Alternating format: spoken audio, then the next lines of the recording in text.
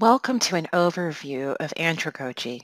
My name is Lawan Netter, and this is a project for CED 505, Teaching Technology and Learning Theory. During this discussion, I will provide a working definition of andragogy. I will also share with you some characteristics of adult learners. Next, I'll compare traditional learning theory or pedagogy with the adult-centric andragogy model. And finally, I will share some information on self-directed learning. While this is a class project, it could be a useful talk for anyone tasked with educating adult learners. Andragogy was popularized in the U.S. by Malcolm Knowles. Knowles made some assumptions about adult learners that have been woven into the way we approach adult learning in many settings. I'm going to list the assumptions here, and then on the next few slides, I will talk about each principle. The first of these principles is adult learners need to know why their learning is important. The next principle is that adults already have a self-concept. Principle 3 is that adult learners come to the classroom with experience. The fourth principle is that adult learners are present because they want to learn. The fifth principle deals with adults being task or problem-centered in their orientation to learning. And lastly, while adult learners may respond to external motivators, internal priorities are more important. So principle 1, they need to know. Adults need to know why they need to learn something before undertaking it. An adult, when learning on their own, spends a large amount of energy and time trying to understand the value of new learning, either the benefit from learning or the consequence of not learning. The adult learner needs either to be told or, even better, to be led to discover why certain knowledge is worth learning. The second principle of andragogy states adults have a self-concept of being responsible for their own decisions, their own lives. Andragogy asserts that adults have a need to be self-directing. The third principle of andragogy is the role of the learner's experience. The learner's experience is a valuable resource in the classroom. The next principle is readiness to learn. Andragogy assumes that adults are living their lives while learning. The contexts of life demands lead adults to prioritize different learnings at different points. So a new manager might seek a class of effective management skills, or a pregnant couple might enroll in a new parents course. At any given point in life, adults are ready to learn those things they need to know and be able to do in order to cope effectively with their real-life situations. Orientation to learning. Andragogy proposes that adult learners are problem-centered in their approach to learning. Knowles emphasized the importance of orientation to learning by contrasting a reading program that was disconnected from life experiences and the powerful impact of the same program after the administrators connected them to the learner's context. The next one is motivation of adult learners. Stickers, gold stars, and instructor praise aren't effective motivators for adult learners. While the rewards, like the ones mentioned, might hold some appeal, stronger motivators for adults engaged in learning are more intrinsic in nature. There are also barriers to motivation. Many adults are actively involved in life and have many responsibilities that they must balance against the demands of learning.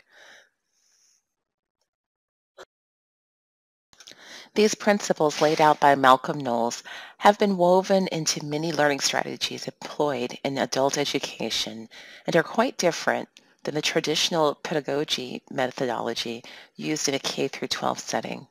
I thought it would be useful to compare the two methodologies. Here is a graphic representation of pedagogy. Notice the one-way dissemination of information. In this type of design, the instructor's experience is most influential. And here is a representation of andragogy. Notice how there is a transfer not only from instructor to learner, but from learner to instructor, as well as learner to learner.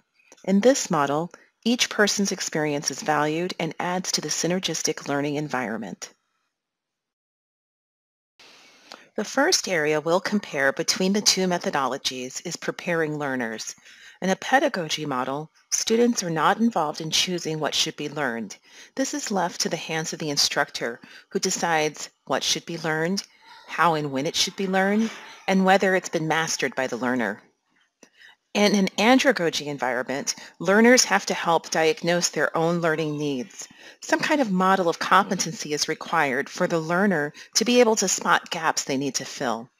The role of the instructor-facilitator is to help learners develop realistic expectations. The next area we'll compare is classroom climate. A classroom designed on a pedagogy model has the teacher as the authority. The classroom environment is formal and competitive. A classroom designed on andragogy is a collaborative environment where the learner's experiences are valued. The hierarchy is gone, and each person is respected and valued as an individual. It is a more informal environment that exudes warmth and trust. The next area we'll compare is planning. In a pedagogy modeled class, the teacher prepares the lessons. And as we've already touched on, in an andragogy modeled class, plans are individualized based on learner experience. The next area of comparison is diagnosis of needs.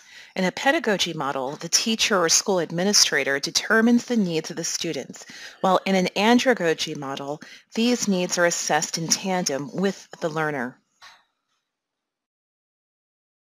The designing of learning plans differs between the two models. In pedagogy, content is divided in subject-specific units.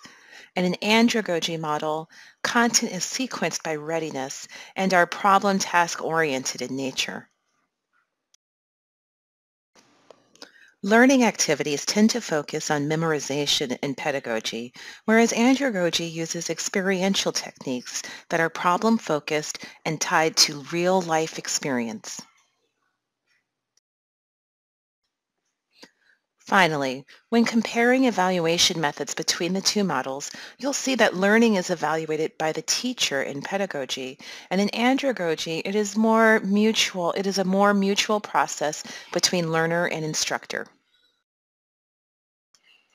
At the time, Knowles's approach and assumptions were revolutionary and led the way to separate specialization of adult learning.